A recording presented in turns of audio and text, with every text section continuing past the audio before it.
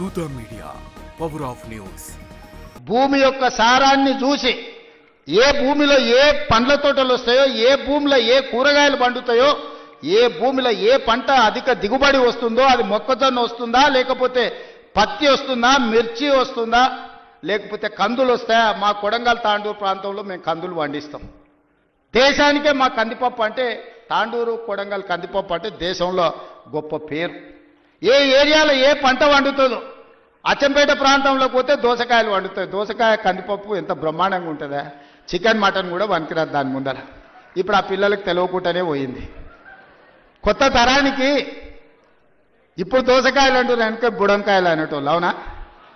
కందిపప్పులా వేసి చేస్తే మన అమ్మనో నాయనమ్మనో వండితే మటన్ చికెన్ కంటే టేస్టీగా ఉండేది. జొన్న రొట్టెతోని కందిపప్పు బుడంకాయలతో తింటే ఎంత మజా ఉండేదా!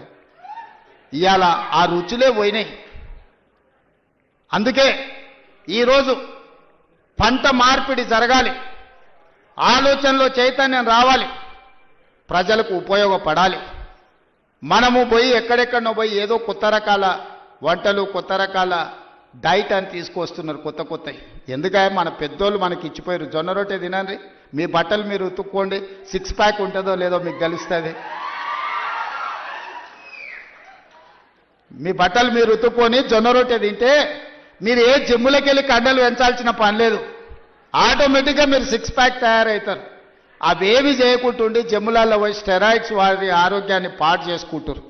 అందుకే ఈరోజు మా రైతులను ఇన్ని లక్షలాది మందిని వేదిక మీద నుంచి, వ్యవసాయ యూనివర్సిటీ నుంచి లక్షలాది మంది రైతులను ఉద్దేశించి ప్రసంగించడమే కాదు, వాళ్ళకి వేలాది కోట్ల రూపాయలు బదిలీ చేయడం ఇదొక మర్చిపోని జ్ఞాపకం.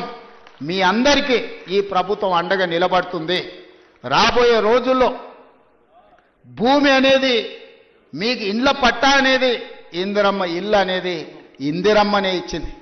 ఆనాడు దొరల దగ్గర, భూస్వాముల దగ్గర వేలాది ఎకరాలు ఉంటే అగ్రికల్చర్ సీలింగ్ యాక్ట్ తీసుకొచ్చి ఆ భూములన్నీ తీసుకొని పేదోళ్లకు అసైన్మెంట్ పట్టాల పేరు మీద పంచిపెట్టారు. అటవీ ప్రాంతంలో ఉన్న ఆదివాసులకు, లంబాడ సోదరులకు పోడు భూముల పట్టాలిచ్చి వాళ్ళని భూ యజమానులను చేసింది. ఇల్లు లేనోళ్లకు ఇంటి పట్టా ఇచ్చింది, ఇల్లు కట్టుకోలేని వాళ్ళకు ఇందిరమ్మ ఇల్లు కట్టించింది. డబుల్ బెడ్రూమ్ ఇల్లు అన్నాడు. ఎవరికన్నా ఇక్కడ ఉన్న పేద రైతుకు డబుల్ బెడ్రూమ్ ఇల్లు వచ్చినాదే.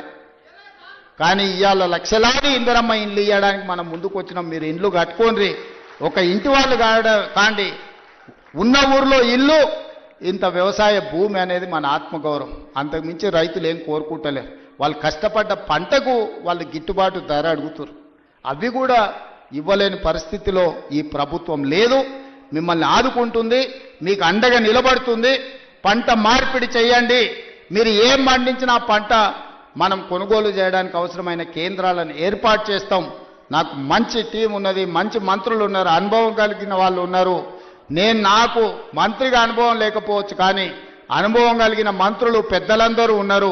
వాళ్ళందరి సహకారంతో ఒక మంచి పరిపాలన అందించి తెలంగాణ రాష్ట్రం దేశానికి ఆదర్శంగా నిలబడే విధంగా, తెలంగాణ రాష్ట్రం ఈ దేశంలోనే మొదటి స్థానంగా ఉండే రాష్ట్రంగా తీర్చిదిద్దే బాధ్యత తీసుకుంటాం. ఎవరు ఎన్ని గోల పెట్టినా, ధర్నాలు చేసినా, రోడ్డు మీద బండి దొల్లినా, తొడుక్కున్న బట్టలు చించుకున్నా 10 ఏళ్ళు మన ప్రభుత్వమే ఉంటుంది. నేను ఈ మాట చెప్పదలుచుకున్నా.